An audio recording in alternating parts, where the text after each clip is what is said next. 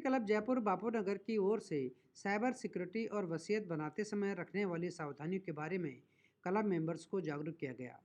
परिवहन मार्ग पर एसबीआई के गेस्ट हाउस तारक भवन में आयोजित इस कार्यक्रम में जिला पुलिस पूर्व की साइबर टीम के एएसआई प्रद्युमन ने सोशल मीडिया के बढ़ते चलन के साथ साइबर क्राइम की घटनाओं उनसे बचने के उपायों पर चर्चा की। हाईकोर्ट के वरिष्ठ वकील अशोक मेहता ने वसीयत के बारे में फैली भ्रांतियों के साथ कानूनी पहलुओं की जानकारी दी। दोनों वक्ताओं ने क्लब मेंबर्स की शंकाओं का भी समाधान किया। इस अवसर पर क्लब गतिविधियों पर आधारित स्मारिका का भी विमोचन किया गया। मंच का संचालन मीता माथुर ने किया। जैसा कि आप देख रहे हैं, आज हमारे रोटरी क्लब की तरफ से एक लेक्चर का आयोजन किया गया जिसमें साइबर फ्रॉड जितने हो रहे हैं उसके बारे में हमारे मेंबर्स को बताया जा रहा है। साइबर क्राइम आजकल इतने ज़्यादा हो गए हैं कि रोज़ कितने सुनने में आ रहे हैं, लेकिन हम उनसे संभलना चाहते हैं लेकिन संभल नहीं पाते।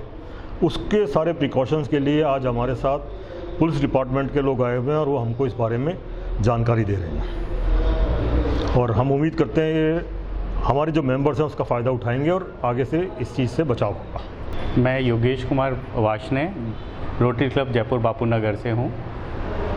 हमने आज एक स्पेशल वक्ता हैं अशोक मेहता जी, सीनियर एडवोकेट राजस्थान हाईकोर्ट, उनको बुलाया हुआ है। आज वो हमारे क्लब के सदस्यों को बिल के बारे में जो झगड़े होते हैं प्रॉपर्टी और उसके बारे में हमारे कुछ टिप्स देंगे, उसके बारे में बताएंगे क्या क्या हमें प्रिकॉशंस रखने चाहिए, क्या क्या हमको क्या क्या करना चाहिए जिससे हम लोग बाद में उलझनों में ना फंसें। इसके लिए हमने उनको बुलाया हुआ है। आज उनका एक लेक्चर है, सब लोग लाभान्वित होंगे इससे। धन्यवाद। किस तरह के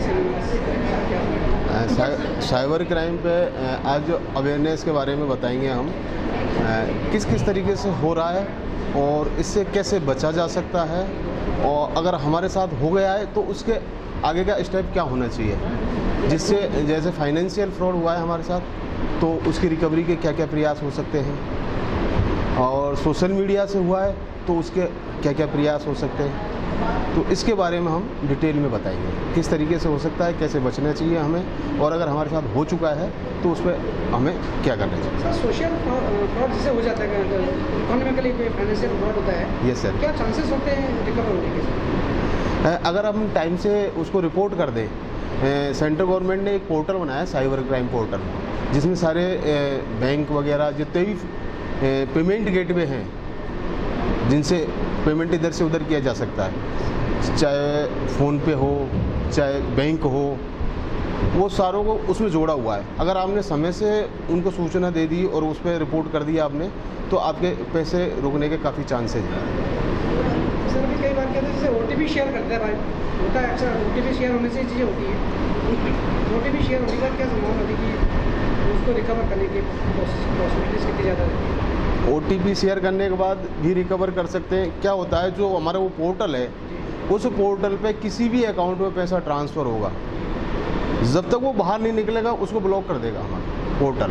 चाहे वो 10 बैंकों में ट्रांसफ़र हो रहा है, इसमें कितने भी अकाउंट्स में ट्रांसफ़र हो रहा है, बाहर निकलने के बाद वो कुछ नहीं करेगा। ये है, और ये बहुत हमारे क्या है, हम हर पुलिस स्टेशन में हमने लगा रखा है 1930, और इसका बहुत हम प्रचार कर रहे हैं, लेकिन फिर भी लोग, और 3 दिन बाद हमारे पास आते हैं जब तक कुछ नहीं मिलता, अकाउंट साफ़ हो जाता है। ये है।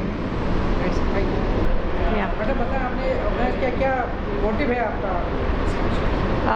आज हमारी क्लब में रोटरी क्लब जयपुर बापूनगर की प्रेसिडेंट हूँ, और मेरा उद्देश्य ये है कि जो आजकल हमारा साइबर क्राइम हो रहा है, लोगों परेशान है, जबकि आज के टाइम में एक डिजिटल लेन देन बहुत इजी प्रक्रिया है, लेकिन क्योंकि साइबर क्राइम के चलते बहुत बार ख़ासतौर पे बुज़ुर्ग लोग इसके शिकार होते हैं, तो उनको कुछ नॉलेज मिले। साथ में हमारी कोशिश है कि हम इसमें यंग लोगों को भी जोड़ें और इसकी ज़्यादा से ज़्यादा अवेयरनेस फैलाएं।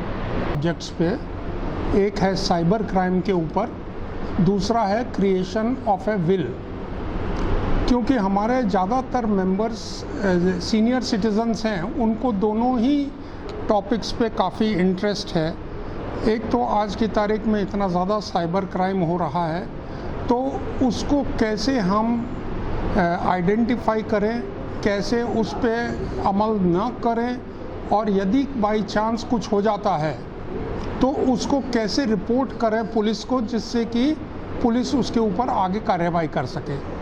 दूसरा टॉपिक है हमारा विल के ऊपर। हम सब सीनियर सिटीजन्स हैं और हम सबको ये ज़रूरत है कि हम अगली पीढ़ी के लिए उत्तराधिकारी निश्चित करें। उसके ऊपर हमने एक senior high court advocate Shri Ashok Mehta को बुलाया है, जो अभी थोड़ी देर में आएंगे, और वो बताएंगे कि क्यों विल ज़रूरी है, किस तरह से विल बनाई जाए और विल में क्या क्या चीज़ें इंक्लूड होनी चाहिए।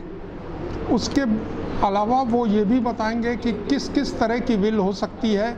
जॉइंट विल हो सकती है, इंडिविजुअल विल हो सकती है, ट्रस्ट क्रिएट किया जा सकता है। तो इन सब बातों के लिए हमने सीनियर एडवोकेट को बुलाया है, जो हमें डिटेल्ड इसकी जानकारी देंगे। Thank you.